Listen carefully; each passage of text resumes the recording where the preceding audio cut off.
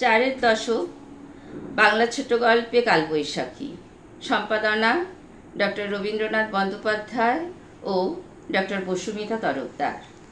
উল্লিখিত বইটিতে চারের দশক অর্থাৎ 1939 থেকে 1949 পর্যন্ত এই সমগ্র দশক জুড়ে ভারতবর্ষের বিশেষত বাংলাদেশের জনজীবনে নেমে এসেছিল একের পর এক বিপর্যয়।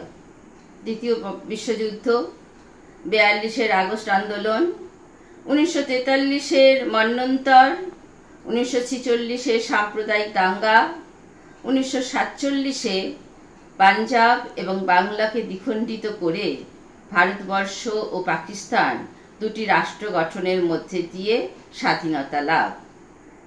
ধর্মীয় বিদ্বেষের ফলে বা ধর্মের নামে দুটি পৃথক রাষ্ট্র গঠন সাধারণ হিন্দু মুসলমানের জীবনে নেমে এসেছিল যে করুণ পরিণতি, সেই ইতিবৃত্ত আমরা বাংলা ভাষার বিভিন্ন সাহিত্যে এবং ভারতীয় ভাষার বিভিন্ন সাহিত্যে তার পরিচয় পাব।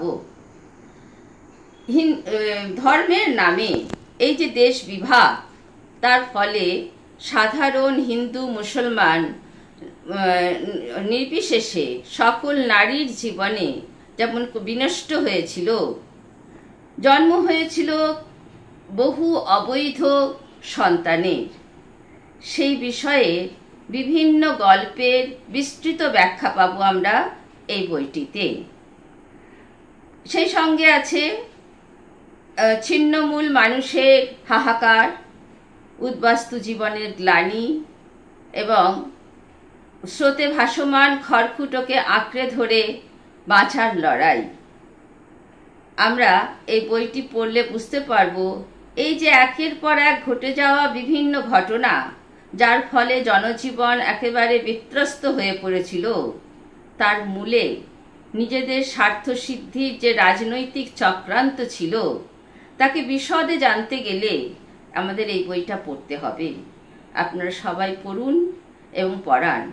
আমাদের বিশ্বাস আপনাদের নিশ্চয়ই ভালো লাগবে। বইটি পাওয়া যাবে বঙ্গীয় সাহিত্য পরিষদ, কলেজ স্ট্রিট মার্কেটে। নমস্কার।